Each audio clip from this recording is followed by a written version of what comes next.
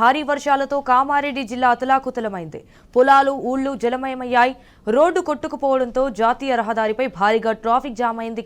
దీంతో నిజామాబాద్ నుంచి హైదరాబాద్ నడుమ రాకపోకలు నిలిచిపోయాయి. 1 కిలోమీటర్ల మేర వాహనాలు నిలిచిపోవడంతో ప్రయాణికులు ఇబ్బంది పడుతున్నారు. అయితే మర్కల్ అడ్లూరు ఎల్లారెడ్డి టేకిరియాల రోడ్డు కొట్టుకుపోయింది. దీంతో వాహనాలను దారి మళ్లించారు. అటు నిన్నటి వర్షానికి తెగిపోయిన నేషనల్ హైవే 44 మరమ్మతు పనులు నత్తనడకన సాగుతున్నాయి.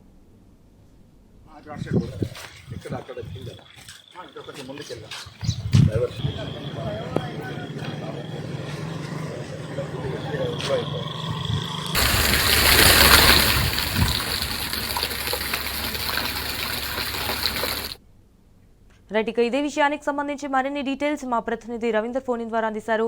రవీందర్, ఇటు భారీ వర్షాలతో అయితే కామారెడ్డి జిల్లా అతలాకుతలమైంది అన్నట్టు తెలుస్తోంది. సో అక్కడ పరిస్థితి ఎలా ఉంది? బుధవారం నుంచి ఎడతెరిపి లేకుండా కురుస్తున్నటువంటి భారీ వర్షానికి కామారెడ్డి జిల్లాలో పెద్ద ఎత్తున ఆస్తి నష్టం, ప్రాణ నష్టం జరిగింది. పెద్ద మొత్తంలో పొలాలు కొట్టుకుపోయిన పరిస్థితి ఏర్పడింది. ఈ నేపథ్యంలో ఇటు సహాయక చర్యలు కూడా నెమ్మదిగా కొనసాగుతున్నాయి.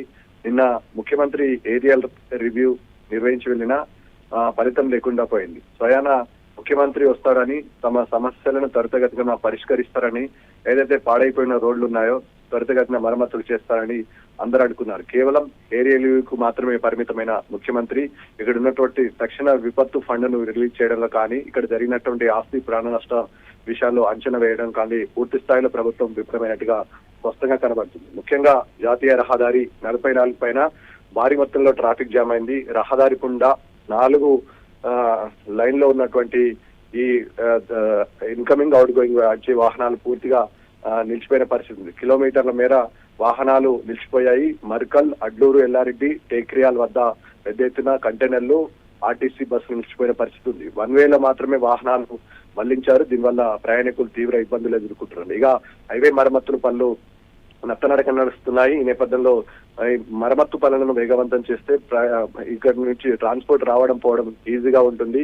హైదరాబాద్ టు నాగ్పూర్ హైవే పూర్తిగా స్తంభించిందని చెప్పవచ్చు. ఇక కామారెడ్డి జిల్లాలో భారీ వర్షాలతో విద్యుత్తు అంతరాయం కలిగింది. దాదాపుగా 1.40 కోట్ల విద్యుత్ నష్టం అంచనా అయిందని, పోల్లు ఇరిగిపోయాయని, అదేవిధంగా విద్యుత్ పూర్తి స్థాయిలో దెబ్బతిన్నాయని అధికారులు అంచనా వేయడం జరిగింది. ఎల్లారెడ్డి నియోజకవర్గంలో 412 విద్యుత్ స్తంభాలు విరిగిపోయాయి. 76 ట్రాన్స్ఫార్మర్లు ధ్వంసమయ్యాయి. ఇక పూర్తిగా దెబ్బతిన్నాయి విద్యుత్ లైన్లు అయితే 24 కిలోమీటర్లు ఉన్నాయి. ప్రస్తుతం ఎల్లారెడ్డిలో సగం పాటాపు అంధాకారంలో ఉందని చెప్పవచ్చు. 15 సబ్ స్టేషన్లకు సరఫరా నిలిచిపోయాయి ఎల్లారెడ్డి కాన్స్టిట్యున్సీ వ్యాప్తంగా. ఇక కామారెడ్డి జిల్లా వ్యాప్తంగా విషయానికి వస్తే 5,30,283 ఎకరాల విస్తీర్ణంలో వివిధ రకాల పంటలు పూర్తి స్థాయిలో నష్టం వాటిల్లింది.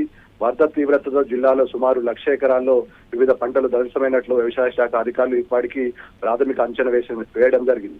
ఇక 23 మండలాల్లో 380 గ్రామాలలో 64,153 మంది రైతులకు తమ పంటలు నష్టపోయినట్లుగా వ్యవసాయ అధికారులకు ఈ పాటికి దరఖాస్తు చేసుకున్నారు. ఈ విస్తీర్ణం మరింతగా పెరిగే ఆస్కారం ఉంటూ పెద్ద మొత్తంలో పంట నష్టం జరిగినట్లుగా అధికారులు అంచనా వేయడం జరిగింది. ఇక జిల్లాలో కురుస్తున్నటువంటి భారీ వర్షాలతో ఆస్తి ప్రాణ నష్టం పెరిగింది. 13 ఇండ్లు కామారెడ్డిలో పాక్షికంగా పూర్తిగా కూలిపోగా 312 ఇండ్లు పాక్షికంగా ధ్వంసమయ్యాయి. 35 చెరువులు తెగిపోగా పదుల సంఖ్యలో జీవాలు మృతి చెందినట్లుగా ప్రాథమికంగా ఇంకా సర్వే చేయాల్సి ఉంటుంది. ఇంకా పూర్తి స్థాయిలో అధికార యంత్రాంగం క్లియర్ గా ప్రతి డోర్ టు డోర్ తట్టి జరిగిన నష్టాన్ని అంచనా వేస్తే ఇంకా ఈ తీవ్రత మరింత పెరిగే ఆస్కారం ఉంటుంది. ప్రభుత్వం తక్షణమే సహాయక చర్యలను ముమ్మరం చేయాలి.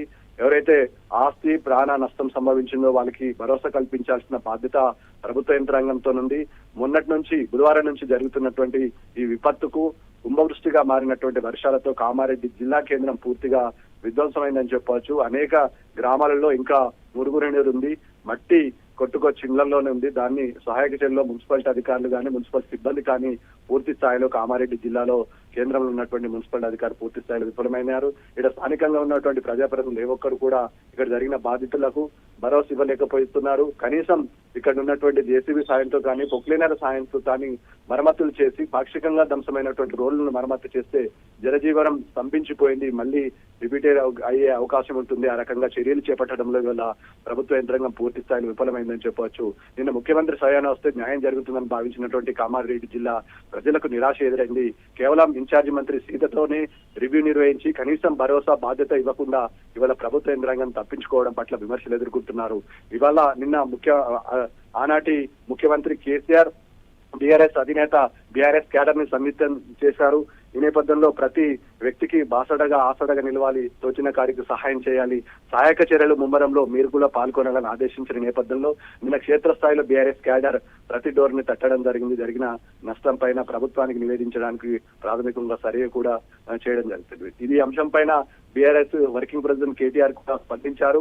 కామారెడ్డి జిల్లాలో ఇక్కడ ఉన్నటువంటి జరిగిన ఆస్తి ప్రాణ నష్టాల పైన ప్రభుత్వం సమగ్ర సర్వేను చేసి బాధితులకు న్యాయం చేయాలని, ఇక్కడ ఉన్నటువంటి అనేక మూగజీవాలు మృత్యువాత పడ్డాయి, రైతులు పంట నష్టపోయారు, వారికి కూడా న్యాయం చేయాలి. వర్షం తగ్గిన తర్వాత పరిస్థితి చక్కదిన తర్వాత క్షేత్రస్థాయిలో వచ్చి ఇక్కడ ఉన్నటువంటి సమస్యలను తెలుసుకొని ప్రభుత్వానికి నివేదిస్తానని చెప్పడం జరిగింది. ఈ నేపథ్యంలో ప్రస్తుతం కామారెడ్డి అంతా సగం అంధాకారంలో ఉంది. పాడైపోయిన రోడ్లు, చెడిపోయిన ట్రాన్స్ఫర్లు, తెగిపోయిన వాళ్ళతో ఎప్పుడు ఏ క్షణాన ఏం జరుగుతుందనే అంశం పట్ల కామారెడ్డి జనం బిక్కబిక్కున్నారు. అర్ధరాత్రి మళ్ళీ వర్షం కురిసింది, మళ్ళీ వర్షం ఉందని చెప్పింది. మళ్ళా ఇంకా కామారెడ్డి జిల్లా కేంద్రంతో పాటు కామారెడ్డి పట్టణం కూడా ఇంకా ఏదైతే రెడ్ జోన్ ఉందో రెడ్ జోన్ లోనే ఉన్నారు. మళ్ళీ వర్షం పడుతుందని భయంతో జనాలు ఇబ్బంది పడుతున్నారు. ఈ నేపథ్యంలో ఎక్కడ చూసినా పరిస్థితి కళాహీనంగా తయారైంది. ముఖ్యంగా బస్టాండ్ పరిసర ప్రాంతాల్లో బతుకమ్మ కుంట, అదేవిధంగా కౌడిన్య కాలనీ, ఇటున్నటువంటి జిఆర్ కాలనీలో వీళ్ళైతే పూర్తిగా ధ్వంసమయ్యాయి. ఇంటికి రావడానికి జనాలు భయపడుతున్నారు. ఇంకా లోతట్టు ప్రాంతాల్లో జలమైంది. ఎన్డీఆర్ఎఫ్ బృందాలు ఉన్నా కానీ సహాయక చర్యలు ఇంకింత ముమ్మరం చేస్తే బాగుండన్న అభిప్రాయం ఉంది. సర్వత్రా ఇక్కడ ఉన్నటువంటి ప్రభుత్వం వివరిస్తున్న తీర్పు అయితే విమర్శలు ఎదుర్కొంటుంది. తక్షణమే సహాయం చేసి ఈ బాధితులు ఎవరైతే ఉన్నారో న్యాయం చేయాలని కోరిన పరిస్థితి స్పష్టంగా కనబడుతుంది. Sanjana. All right, Ravinder, thank you for the updates.